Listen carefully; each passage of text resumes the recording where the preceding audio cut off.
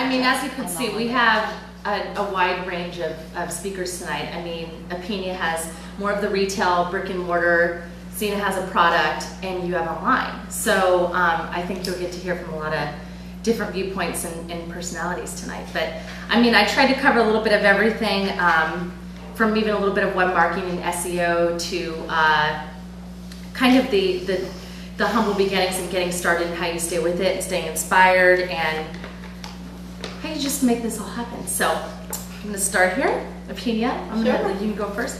One of the biggest challenges facing new business owners is opportunity. There are plenty of them, but you just can't do it all. In your humble beginnings, how did you prioritize to build your business?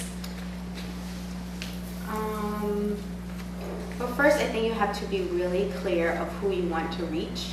And I guess I'm thinking about the marketing opportunities or what you want to invest in. So I think you have to be really clear of the people you want to reach, because those, I think you want the most out of your money, basically, right? To take what's the greatest opportunity. But that entails what you want out of that opportunity. It might not mean the money, it might just mean new clients. At least for me, we've only been open for a year and a month. And so for me, it's important that, we draw in the new clients, the right clients, the people that's gonna return. So what are those, so making, having that clear idea, I think is important, and also weighting your opportunities of, like actually within 3 months when we started, we were contacted by like MTV Movie Award that wanted us to be part of their, gift bags or something. But we would have to pay to be part of it. It was a lot of money, and then I was like, well, at least is Jennifer Aniston's really going to come back? Like, how many facials? Like, that she's really probably not going to come for so many peeling. Or as much as it was such a great opportunity, and there was like a way to it was just a quick way for us to really be out there. So I think you have to weigh what you're putting in and what you're getting out. And most importantly for me was really know which step. Okay, here's the people I want to reach first, and here's next and what. And I think identifying that will make you choose the opportunity that get you what you need and want. Didn't want to ask you again. Oh no, it's the prioritization. I don't know if it ever is totally perfect. Like, I think for me it shifts all the time. Like right now I'm in the middle of designing a bunch of stuff and designing new blends. So that's all I've been doing, and I feel like I'm not working, so I feel guilty because like I love that so much. And going to Sri Lanka was like work, I couldn't believe it. So that's the kind of thing. So I think it shifts, but for me, my prioritization has been mostly the mission and my own survival have like gone hand in hand. Like it's almost like I feel so kindred with the women in the tea fields because they're trying to make the basics with the $56 a month they make, and I was trying to make the basics with no money and a baby who needed healthcare. So I think that prioritized it for me. It was like, okay, what's going to help me get healthcare for Sage? I've got to pay a medical bill.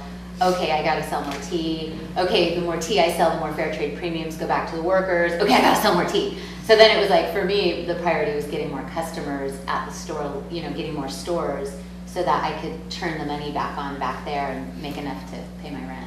So it was almost like, but now the priorities are totally different. Now it's no longer expansion, it's going deeper with the customers I have and really honoring, and growing that business with them so that they can make more money. So it's almost like, it shifts and you have to be somewhat fluid. So I don't know if that makes any sense. Constantly evolving. Yeah.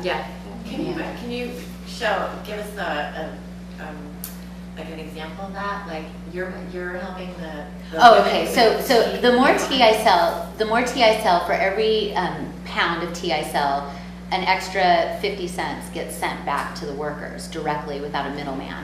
And so what happens is that the more tins I sell, the more pounds I sell, the more money is going back. So in the beginning, it's like I was selling so little, I would like add it up at the end of the month and I'd be like, wow, I'm sending $50 back. Like that's not ever gonna make a huge impact. I have to sell thousands of pounds to be able to build a clean water system, or to be able to, you know, put real money into a school. A computer costs $1,000. I can only buy one this quarter. Like, I have to have a bigger impact. So my thing was like, you know, I'd go to Sri Lanka and India, and I started going early on, like the second year in business, and I was like, okay, I saw what needed to happen, and then it was like I was just on fire. Like, I could not be stopped. I could sell anything to anybody because it was mission driven. It didn't have to do any more with me. It had to do with my son, and it had to do with these kids there. And so I was like, okay, if it's a volume based thing, I'm all about volume, baby. And I was just like running for the finish line. And it's constantly evolving. So that's still a continuous thing. I don't do the sales anymore, but the guy who's doing it is just better than me at it. So, but yeah, that's kind of how it works.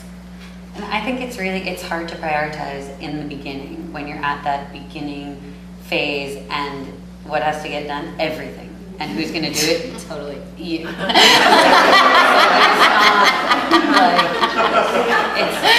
really hard. So you got it. Totally. And for me, I was ruthless about my time, because when you're starting a business and you don't have, you know, I assume most of you are like me and don't have somebody giving you $500,000, or you'd be in a fancy office somewhere right now. And you know, it's when you're starting from nothing, your time is your only resource, and so your time is your money, your time is your investment, and the way if you spend it poorly, your business doesn't go. So for me, it was about being ruthless about looking into the bottom line of every action I was performing in my day, and thinking about, so not that everything had a direct result, like it wasn't necessarily as clear as being able to sell something and have the money, but like if I spend 30 minutes stalking this person I spotted on Twitter, I'm also going to follow through and craft a brilliant email to them that they can't ignore, and then I'm going to follow up 3 days later if they don't get back to me. And that's not going to be a waste of time, because I can't waste my time, you know.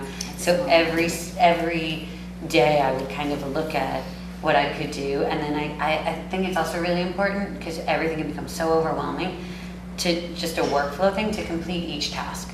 You know, it's really easy to get really scattered.